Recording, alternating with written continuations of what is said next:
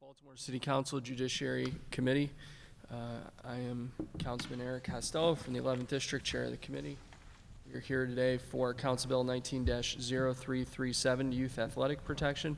Joined to my left by Vice Chair of the committee, Councilwoman Mary Pat Clark, Councilwoman Shannon Sneed, 13th District, Councilman Robert Stokes, 12th District, Kaylin Young and Kimberly Rubens from Council President Brandon Scott's office, Matt Stegman and Nina Themelis on behalf of Mayor Jack Young. We've also been joined by Councilman Leon Pinkett. To my immediate right is Matt Peters, staff to the committee. We will start off with agency reports. Department of Rec and Parks. If you could please speak into the microphone because this is being recorded. Sure. We stand by our report. We have a lot of safety checks in place already with the National Alliance for Youth Sports, but you know, whatever additional things that would happen with Kim has in the second page of the report. There's like an initial startup cost for the first year that's significant, but then after that it sort of dissipates, so we haven't really changed anything. Councilwoman Clark. I have a couple questions about the report. I'm not looking at it right now, but I read it.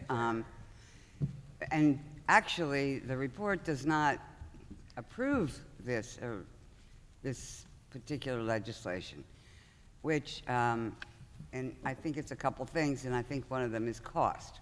So, has that been resolved? So there's like a $95,000 startup cost for the first year. I do know that. I don't know if there's been funds identified for that. I think it's something, let me just say that I think it's something that would be taken very positively by the whole universe of parents. Oh, sure, we agree, yeah. Parents, coaches, sponsors. It's something that it's up to date. It sort of brings us into an era, and so somehow I'd like in the long run to see Rec and Parks say they're behind it and they're going to do it. Oh, no, we absolutely are. I can't even talk this morning. We absolutely are. Throughout our agency, those things are already all in place. This is going to extend out to leagues that are not under our purview, that makes them have to comply with these things. And those costs are for us to do the training for those people. And you will? Yes. And that's great. And, Yeah. And just the second thing is, I have no idea, for example, whether the Northwood Baseball League has a defibrillator in its possession or in its lent possession. Yeah. How So that's widespread? spec'd for them to be able to rent them from us, and that cost is also in the report. Oh, I'm sorry, I missed that. Yeah, What's it's that on, cost? it's on the second page. Does she have that? I'm sorry, I probably have the original report or something. I did this. It's background checks, it's the creation of the database, who's additional outside of our leagues, and then the AED rentals. And we would train all the coaches. On how to use it? Yeah. So, okay, let me find, I have an earlier edition. Okay, that's great. Thanks. So, I'm just looking to see what they are.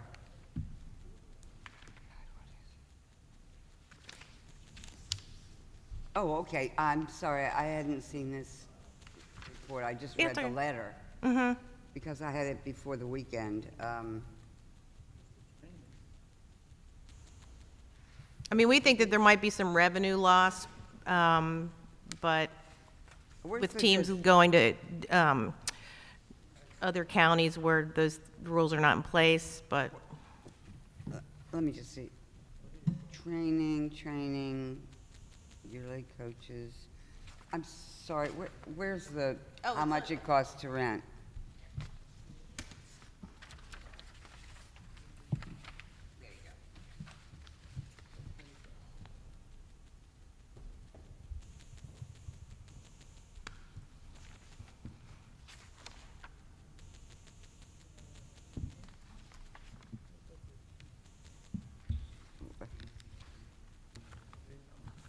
25 additional AEDs, you're going to pay $21,875, right?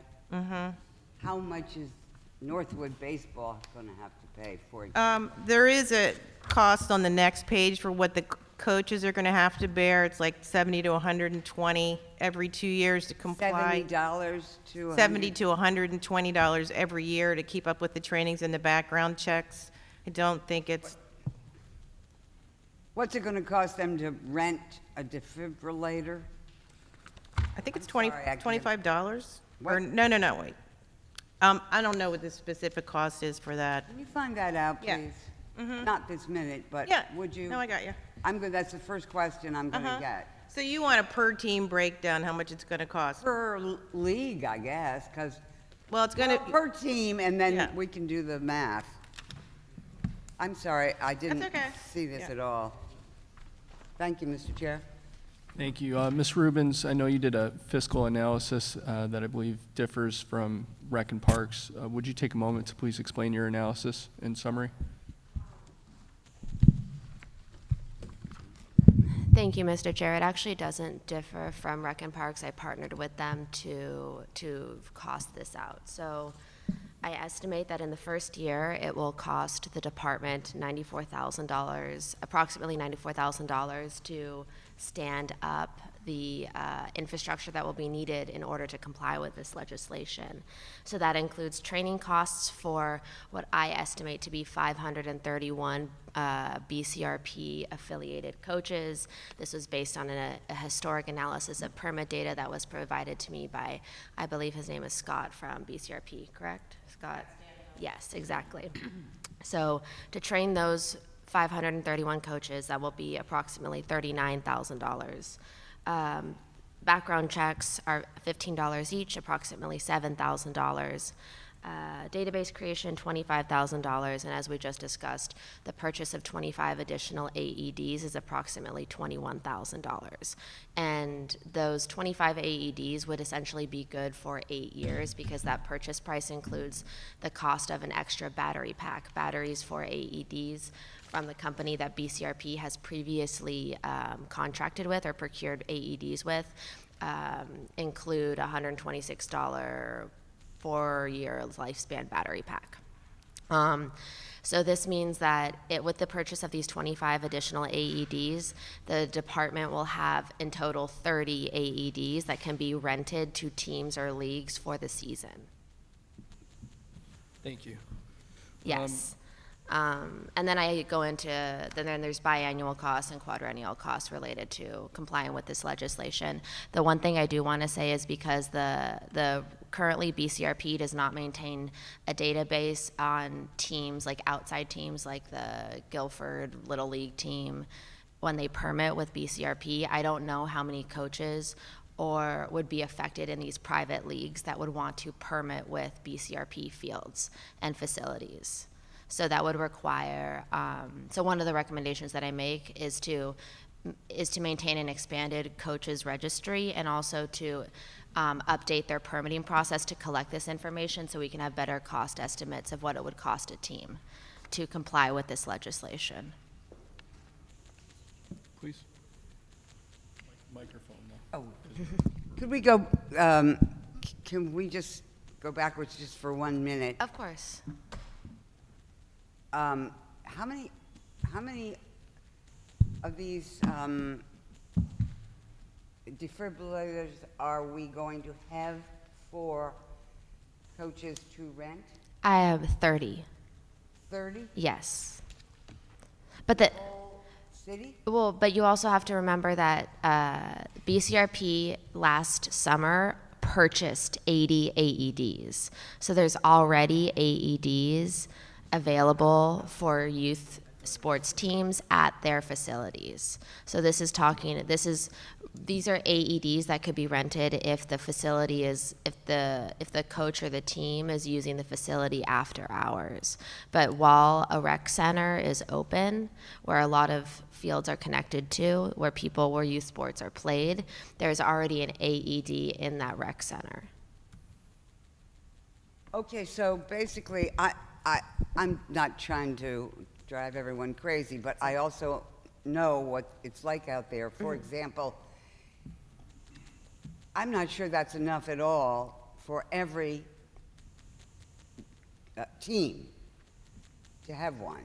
I think it's very, very important what this bill does to require it. And we know that if the team has to go and purchase one on the open market, it's gonna, I don't know what it costs, but it's not cheap, because I was looking it up. It's approximately $1,500 to It really purchase is, one at. and if you go down to the ones that are about $500, it's probably not adequate. I sort of looked online about what they Yes. cost. Yes. So that's going to be a hardship. And Yes. secondly, if we then go back to the rec and parks, so that we can get it that way, you know what it's like to order things online unless they've got an open bid going. And so I guess I would ask that Rec and Park explore that.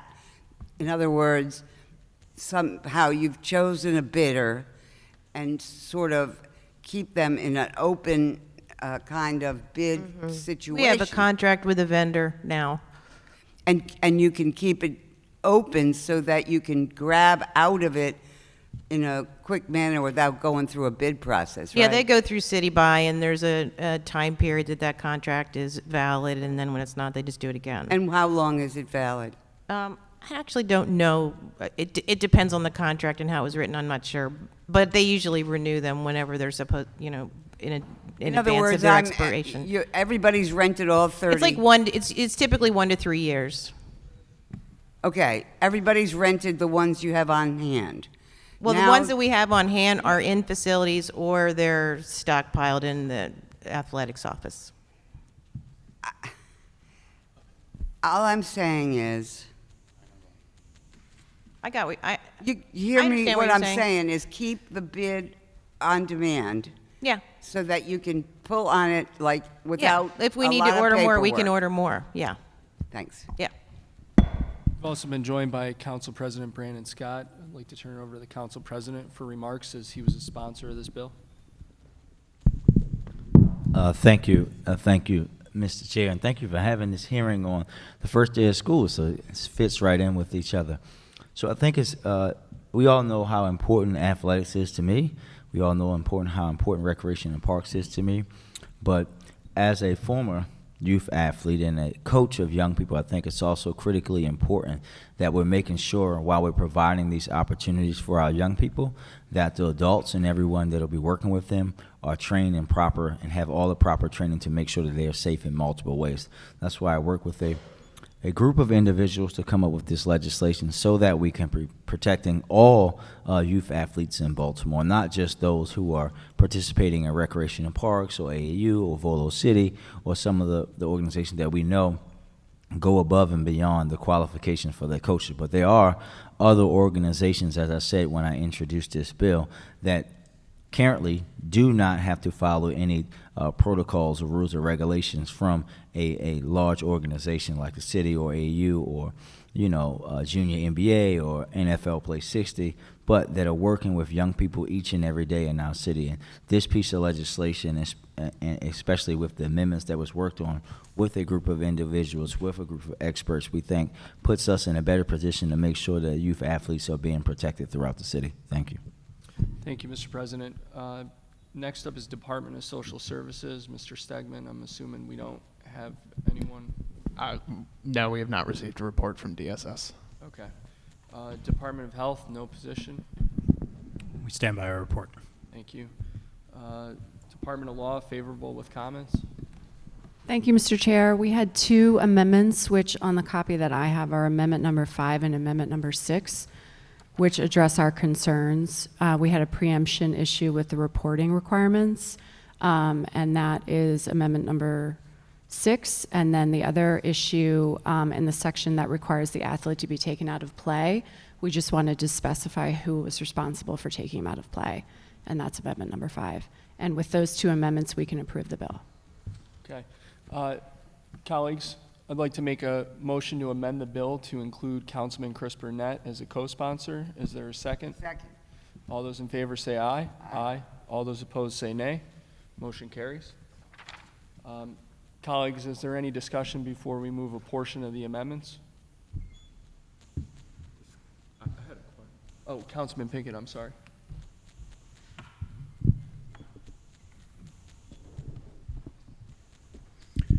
I just had a couple questions for Rec and Parks.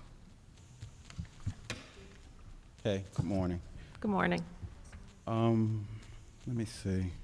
I guess one question would be that in the bill it says that although there's the requirement to have the AEDs in place, there's no obligation to use them.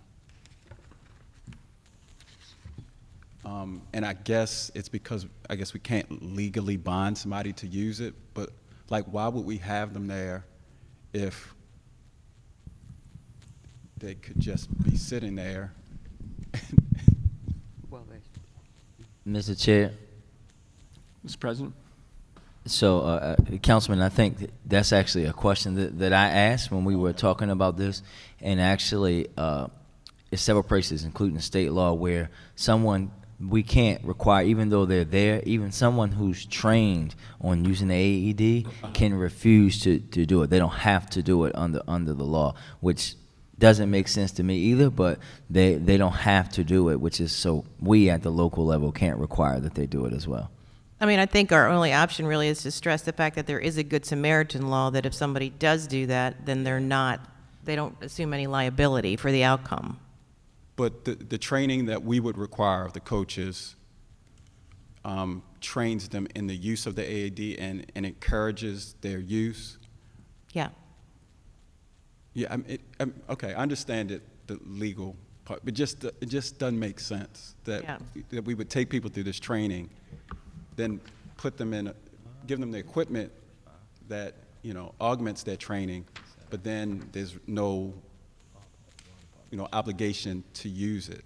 It's like going up to the plate. I think it would probably be a weird anomaly if that actually occurred. kill him.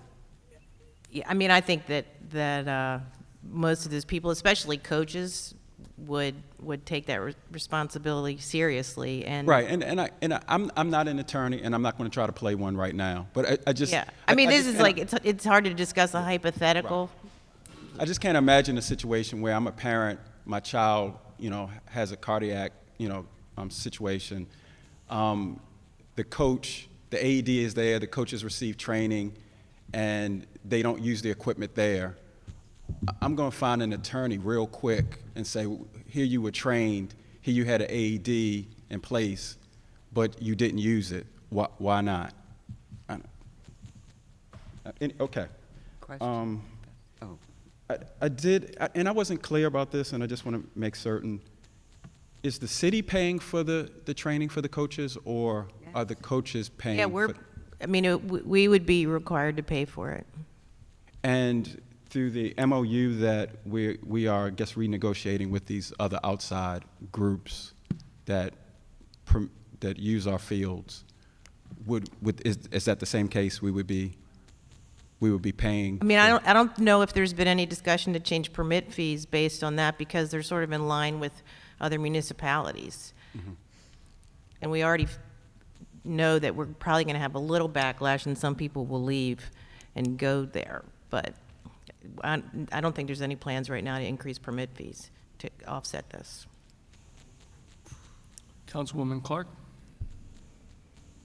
I had a question about clarification, at least from me, on why we can't put use into our local law, but something just got said.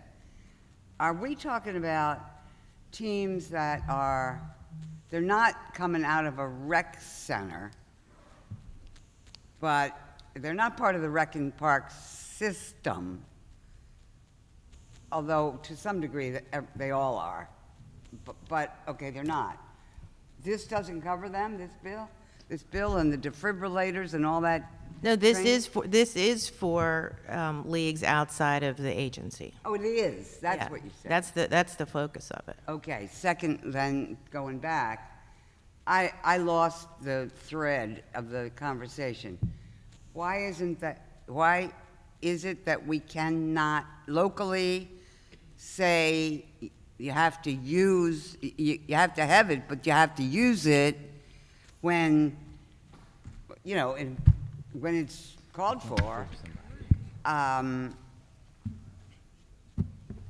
I can't imagine some coach standing there and not using it, but I see what you're saying. Why, now, what, is there some preemption that's being discussed? I'm sorry. Mr. Chair, so Councilwoman, it's Mr. President. a few things. So to go back first to your first portion, the whole reason for creating this bill is that while Rec and Parks, school system, AAU, all of the quote-unquote regular big-time, and NFL Play 60, Little League, USA Football, all of their coaches already have to meet these qualifications. There are thousands of young people in Baltimore who participate with other types of sports leagues who are not members of those organizations, who are not coming to recreation and parks, but are using our fields, and they don't have to meet the qualifications. Their coaches don't meet these qualifications, and that's why we created the bill, so that no one will be left out.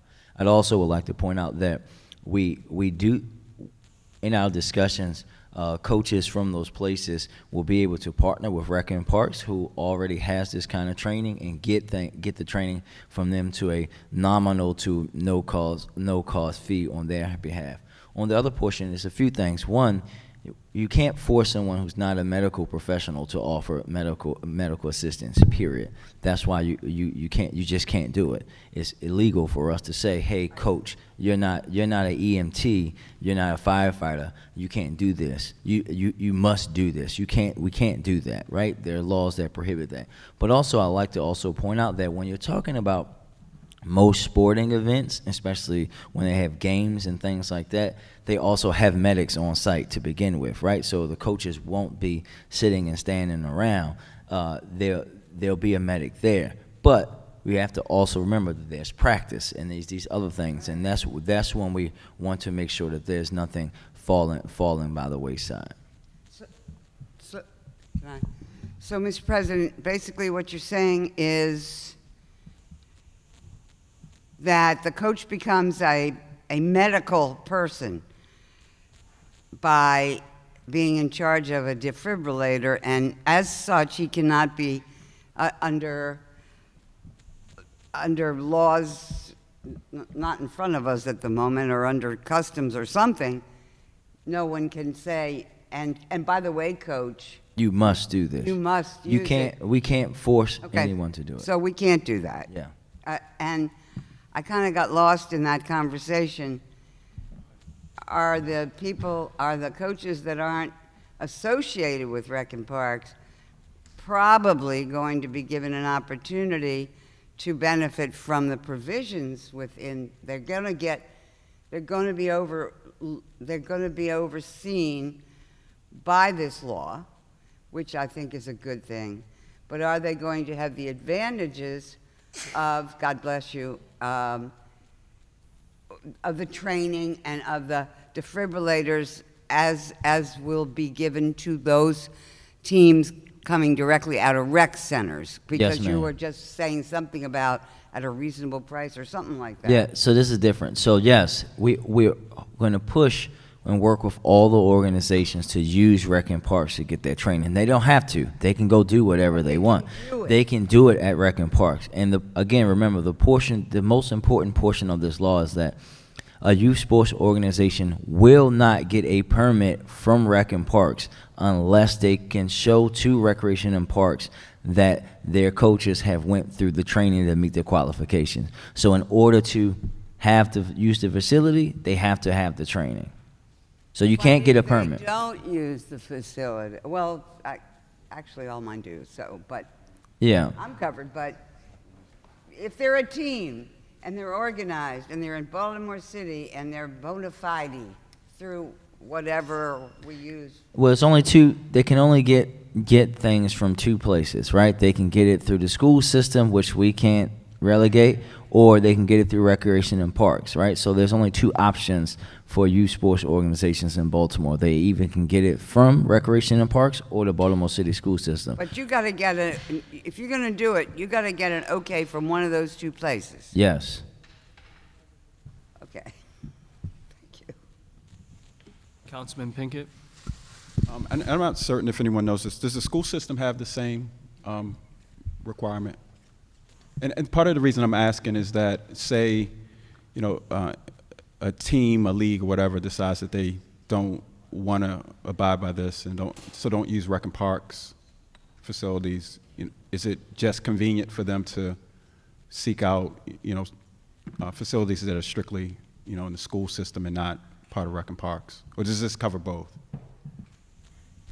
So, Councilman, actually, the school system is for their facilities a little ahead of us. They actually require a lot more of the things already because they have to follow other laws. And we've had discussions with them around trying to expand that based on the things that have happened with CTE and then the stuff that happened in University of Maryland as well. So this won't be an opportunity. And I think it's important that this does impact the school system in some ways because, for example, most of the baseball teams in high schools in Baltimore City Public Schools actually get it through recreation and parks because they don't have baseball fields. So they are part of this conversation as well.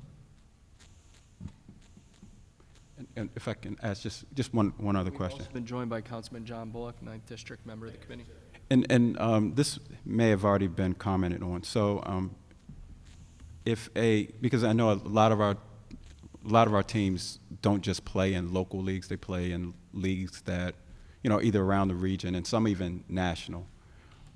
If they were in those types of leagues and they have home games, and I know that most of the trainings are national models, but it seemed like we have at least two, according to this NAYS, that aren't part of the national trainings.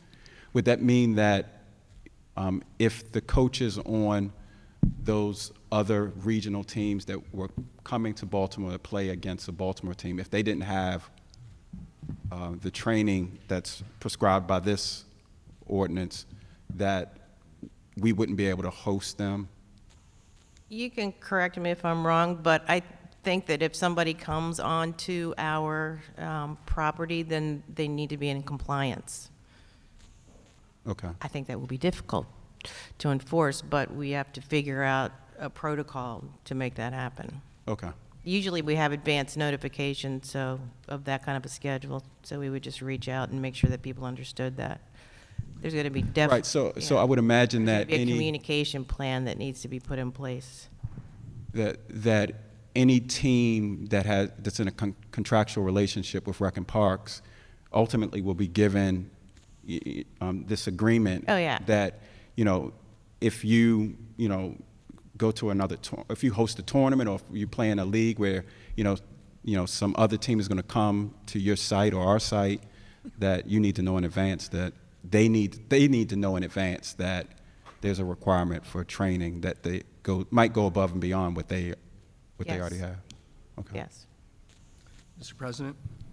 Thank you, and thank you. I think your answer is spot on. Also, Councilman, as you know, as a youth athlete and a dad of a rising superstar athlete, most of the overwhelming majority of the youth teams that travel into Baltimore to play are part of those organizations that already have the qualifications, right? So the AAU, they're, all the organizations that we mentioned earlier. And actually, Kimberly, in the bill, her fiscal analysis of the bill, think that it's a very small amount of those teams that are traveling in that we could potentially lose.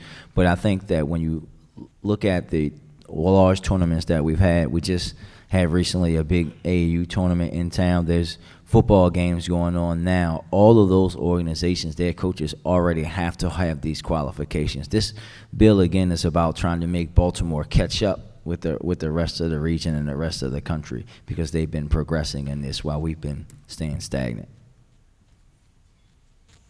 Thank you, Mr. Chair. Councilman Stokes?